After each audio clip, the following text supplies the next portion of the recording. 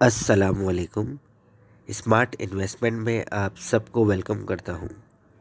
आज की वीडियो बहुत ही इम्पोर्टेंट है उन लोगों के लिए जिन्हें अब तक ये नहीं पता कि नेशनल सेविंग में जैसे ही रेट बढ़ते हैं तो अगर उन्होंने पुरानी इन्वेस्टमेंट की हुई है नेशनल सेविंग की स्कीम पर तो उन्हें न्यू प्रॉफिट रेट कैसे मिलेंगे, उन्हें क्या करना होगा। इस वीडियो में मैं आपको कंप्लीट डिटेल्स प्रोवाइड करूंगा। हर स्कीम के बारे में बताऊंगा कि अगर आपने इस स्कीम में पैसे लगाए हैं तो आपको किस तरह से आपका प्रॉफिट इंक्रीज़ होकर मिलेगा। लेकिन वीडियो स्टार्ट करने से पहले मैं रिक्वेस्ट करूंगा कि आप मेरे चैनल को ज़रूर लाइक और सब्सक्राइब करें ताकि आपको आने वाली वीडियोस की भी अपडेट मिलती रहे। सबसे पहले हम बात कर लेते हैं डिफेंस सेविंग सर्टिफिकेट की। जैसा कि आप सबको पता है कि डिफेंस सेविंग सर्टिफिकेट के 10 दिसंबर से न्यू रेट आ गए हैं। अब मिसाल है जिन्होंने भी 10 दिसंबर से पहले इन्वेस्टमेंट की हुई है डिफेंस सेविंग सर्टिफिकेट में, वो दो काम कर सकते हैं। पहला काम कि वो एक साल होने का वेट करें ताकि जो एक साल का जो रिटर्न हो प्रॉफिट का वो उन्हें मिल जाए, और फिर वो उसे क्या करें कि उसे ख़त्म करा के अपने पैसे लेके दोबारा से री इन्वेस्ट करें, वेट ना करें। मैं ये कहना चाह रहा हूँ कि अगर जैसे किसी ने एक महीना पहले ही डिफेंस सेविंग सर्टिफिकेट के अंदर इन्वेस्ट किए और अब वो जैसे ही इन्वेस्ट करके आया उसने देखा कि 10 नवंबर को उससे इन्वेस्ट किए और 10 दिसंबर को देखा कि रेट चेंज हो गए। अब चूँकि एक महीना हुआ है तो एक महीने का वो प्रॉफिट को कंसीडर ना करे और 10 दिसंबर को ही जाके अपनी अमाउंट को पुरानी स्कीम से विड्रॉ कराए अपना अमाउंट और न्यू डिफेंस सेविंग सर्टिफिकेट के अंदर इन्वेस्ट करे। इससे ये होगा कि अब जो उसको रेट मिलेगा वो नया मिलेगा। ये नहीं है कि वो ये सोचे कि जैसे ही रेट इंक्रीज़ हो गया है तो उसकी पुरानी इन्वेस्टमेंट पे रेट नया आ जाएगा। ये बिल्कुल भी नहीं होगा। आपने उस टाइम पे इन्वेस्ट किया था तो आपको वही रेट मिलेगा। आप फ़ौरन से अपनी अमाउंट को विड्रॉ करवाएं और इस न्यू स्कीम के अंदर इन्वेस्ट दोबारा से करें। ये मैंने आपको डिफेंस सेविंग सर्टिफिकेट के बारे में बताया है। अब हम बात कर लेते हैं बहबूद की। बहबूद के अंदर अलग ही सिस्टम है। बहबूद का ये है कि मिसाल के तौर पर आपका जो भी पुराना रेट था, फॉर एग्ज़ाम्पल मैं समझ लेता हूँ 1000 रुपये था। अब जैसे ही रेट बढ़ा 1080, तो बहबूद पे आपको सर्टिफिकेट जाके कैश करवाने की ज़रूरत नहीं है। एक महीने के बाद ये रेट ऑटोमेटिकली आपका रिवाइज हो जाएगा अगर आपका रेट कम है। मिसाल के तौर पे अगर आपका रेट 1100 रुपये है और अभी रेट 1080 है तो आप बेवकूफ़ी करके ये ना कीजिएगा कि 1080 का वाउचर बना के चले जाएं। नहीं, आपका रेट ज़्यादा है तो आप ज़्यादा ही लेंगे। ये उन लोगों के लिए है कि जिनका रेट 1000 था, कम था तो उनको ज़्यादा मिलेगा। जिनका ऑलरेडी ज़्यादा है उनको ये रेट नहीं मिलेगा।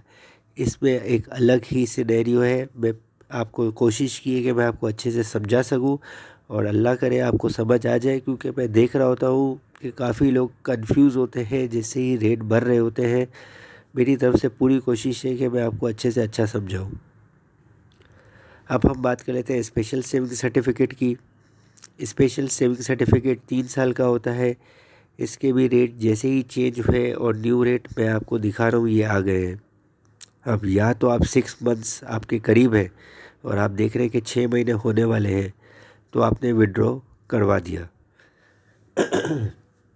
या फिर आप ये करें कि एक दो वही सेम डिफेंस वाली बात ही करना चाहूँगा कि एक दो महीने हुए, या तो आप 2-4 महीने रुक के 6 महीने का प्रॉफिट ले लें, या फिर अगर आप चाहते हैं तो वेट ना करें, 2 महीने का प्रॉफिट को छोड़ें और इसको भी आप कहें कि मुझे ये अब सर्टिफिकेट नहीं चाहिए, मुझे पैसों की ज़रूरत है, आपका निकाल लें और अगले दिन जाके या एक आध दो दिन में जाके दोबारा से री इन्वेस्ट करें तो ही आपको न्यू रेट मिलेगा।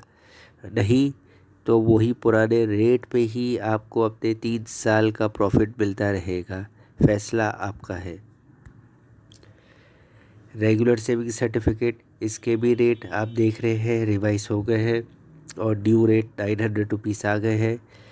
रेगुलर सेविंग सर्टिफिकेट में आप सेम चीज़ कर सकते हैं, लेकिन इसमें एक चीज़ का और ख्याल करना पड़ेगा कि इसमें अगर आप शुरू में 1 2 3 साल में अगर आप अपनी अमाउंट को निकालते हैं तो आपको कुछ परसेंटेज का लॉस होता है।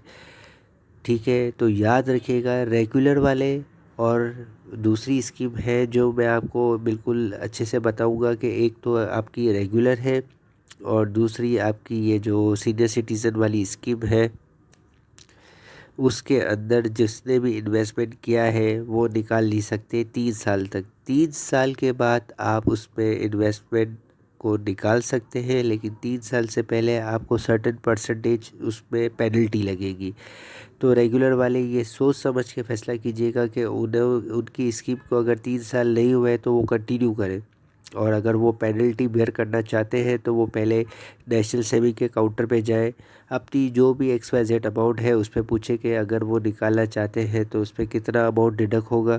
क्योंकि अमाउंट अगर ज़्यादा लग रहा है तो फिर पुराने स्कीम पे ही रहने दीजिएगा। अगर आपको लग रहा है कि अमाउंट और आपका प्रॉफिट, थोड़ा माइंड भी चलाना होता है, क्योंकि आपको अगर आपको देखना है कि अगर आपका जो अमाउंट माइनस हो रही है और पूरे साल का जो प्रॉफिट है उससे ज़्यादा है, तो फिर आप भले नई स्कीम पे इन्वेस्ट कर लें, नहीं तो पुरानी को ही कंटिन्यू करें। और 3 साल के बाद अगर फिर आपको चेंज करना है तो चेंज कर लीजिएगा, ये डिसीजन फाइनल आपका ही होगा।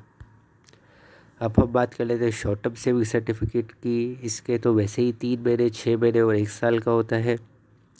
तो इस पे आप देख लीजिए, अगर आप निकालना चाहते हैं तो निकाल लें। वैसे तो ये 3 मंथ, 6 महीने और 1 साल के अंदर इतना रेट में चेंज नहीं लाया गया है, थोड़ा 1 साल के अंदर लाया गया है। 3 महीने और 6 महीने में इतना नहीं है। 3 महीने तो आपको पता है कैसे जल्दी गुजर जाते हैं, तो 3 महीने वाला है तो आप 3 महीने वेट कर लें। 6 मंथ्स वाला है तो वो भी थोड़ा वेट कर लें, और 1 साल के अंदर है तो वो भी वही सेम करें, विड्रॉ करवाएं फटाफट अपनी अमाउंट, और न्यू 1 ईयर का जो न्यू प्रॉफिट रेट है उस पर इन्वेस्ट कर लें। Thank you for watching. कोशिश की है कि मैं आपको अपनी अच्छे से अच्छे समझा सकूं। काइंडली आप मेरी वीडियो को लाइक ज़रूर कीजिएगा।